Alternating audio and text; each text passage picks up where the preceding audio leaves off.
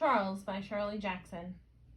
The day my son Laurie started kindergarten, he renounced corduroy overalls with bibs and began wearing blue jeans with a belt.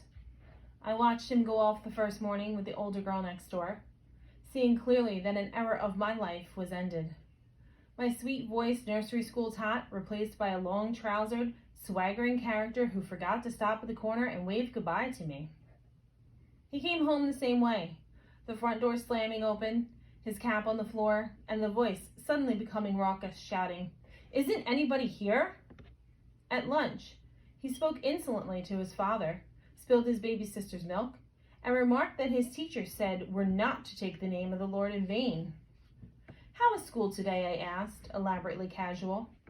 "All right," he said. "Did you learn anything?" his father asked. Laurie regarded his father coldly. "I didn't learn nothing," he said. "Anything," I said. "Didn't learn anything." "The teacher spanked a boy, though," Laurie said, addressing his bread and butter, "for being fresh," he added with his mouth full. "What did he do?" I asked. "Who was it?" Laurie thought. "It was Charles," he said. "He was fresh. The teacher spanked him and made him stand in a corner. He was awfully fresh." "What did he do?" I asked again, but Laurie slid off his chair, took a cookie, and left, while his father was still saying, "See here, young man." The next day, Laurie remarked at lunch as soon as he sat down, "Well, Charles was bad again today." He grinned enormously and said, "Today, Charles hit the teacher." "Good heavens," I said, mindful of the Lord's name. "I suppose he got spanked again." "He sure did," Laurie said. "Look up," he said to his father. "What?" his father said, looking up. "Look down," Laurie said. "Look at my thumb. Gee, you're dumb." He began to laugh insanely. "Why did Charles hit the teacher?" I asked quickly. "Because she tried to make him color with red crayons," Laurie said. "Charles wanted to color with green crayons, so he hit the teacher, and she spanked him and said nobody play with Charles, but everybody did." The third day, it was Wednesday of the first week. Charles bounced a seesaw on the head of a little girl and made her bleed, and the teacher made him stay inside all during recess. Thursday, Charles had to stand in a corner during story time because he kept pounding his feet on the floor. Friday, Charles was deprived of blackboard privileges because he threw chalk. On Saturday, I remarked to my husband, "Do you think kindergarten is too unsettling for Laurie? All this toughness and bad grammar, and this Charles boy sounds like such a bad influence." "It'll be all right," my husband said reassuringly. "Bound to be people like Charles in the world. Might as well meet them now as later." On Monday, Laurie came home late, full of news. "Charles!" he shouted as he came up the hill. I was waiting anxiously on the front step. "Charles!" Laurie yelled all the way up the hill. "Charles was bad again." "Come right in," I said, as soon as he came close enough. "Lunch is waiting." "You know what Charles did?" he demanded, following me through the door. "Charles yelled so in school they sent a boy from the first grade to tell the teacher she had to make Charles keep quiet. And so Charles had to stay after school. And so all the children stayed to watch him." "What did he do?" I asked. "He just sat there," Laurie said, climbing into his chair at the table. "Hi, Pop, you old dust mop." "Charles had to stay after school today," I told my husband. "Everybody stayed with him." "What does this Charles look like?" my husband asked Laurie. "What's his other name?" "He's bigger than me," Laurie said, "and he doesn't even have any rubbers, and he doesn't even wear a jacket." Monday night was the first parent-teacher meeting, and only the fact that the baby had a cold kept me from going. I wanted passionately to meet Charles' mother. On Tuesday, Laurie remarked suddenly, "Our teacher had a friend come to see her in school today." "Charles's mother?" my husband and I asked simultaneously. "Nah," Laurie said scornfully.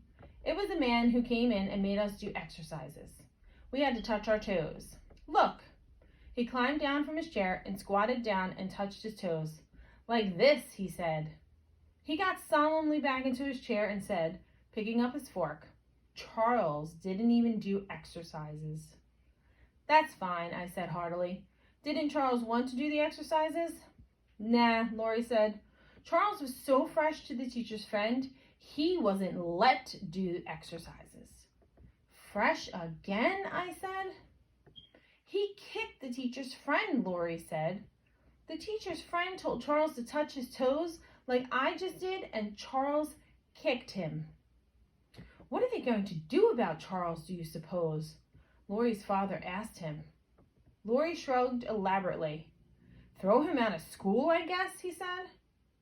Wednesday and Thursday were routine.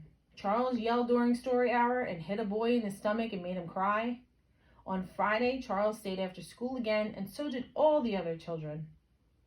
With the third week of kindergarten, Charles was an institution in our family. The baby was being a Charles when she cried all afternoon. Lori did a Charles when he filled his wagon full of mud and pulled it through the kitchen. Even my husband, when he caught his elbow in the telephone cord and pulled the telephone, ashtray, and bowl of flowers off the table, said, after the first minute, "Looks like Charles."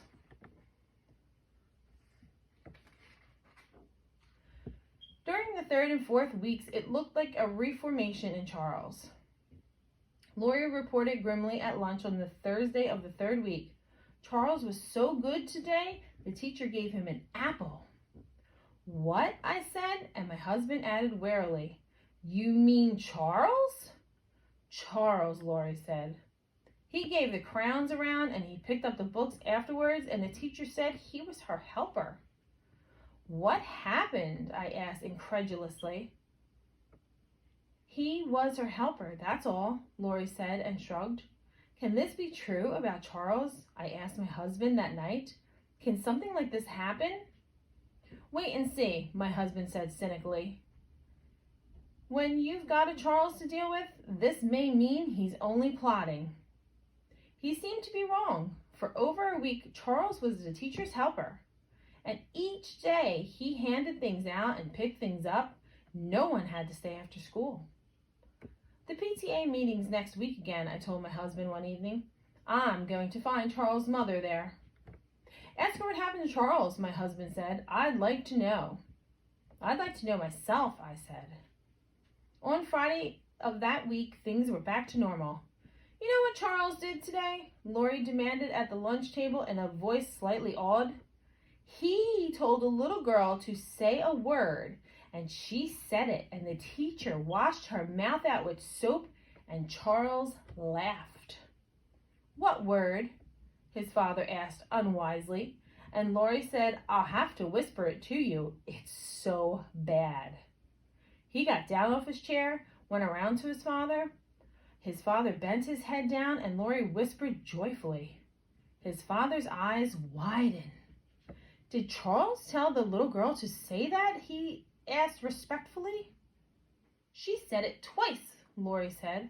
Charles told her to say it twice. What happened to Charles? My husband asked. Nothing, Lori said. He was passing out the crowns. Monday morning, Charles abandoned the little girl and said the evil word himself 3 or 4 times, getting his mouth washed out with soap each time. He also threw chalk. My husband came through the door with me that evening as I set out for the PTA meeting. Invite her over for a cup of tea after the meeting, he said. I want to get a good look at her. If only she's there, I said prayerfully. She'll be there, my husband said. I don't see how they could hold a PTA meeting without Charles's mother. At the meeting, I sat restlessly, scanning each comfortable matronly face, trying to determine which one hid the secret of Charles. None of them looked to me haggard enough. No one stood up in the meeting and apologized for the way her son had been acting. No one mentioned Charles. After the meeting, I identified and sought out Lori's kindergarten teacher. She had a plate with a cup of tea and a piece of chocolate cake. I had a plate with a cup of tea and a piece of marshmallow cake. We maneuvered up to one another cautiously and smiled. I've been so anxious to meet you, I said. I'm Lori's mother. We're all so interested in Lori, she said. Well, he certainly likes kindergarten, I said. He talks about it all the time. We had a little trouble adjusting the first week or so, she said primly. But now he's a fine little helper. With occasional lapses, of course. Lori usually adjusts very quickly, I said. I suppose this time it's Charles's influence. Charles? Yes, I said, laughing. You must have your hands full in that kindergarten with Charles. Charles? She said. We don't have any Charles in the kindergarten.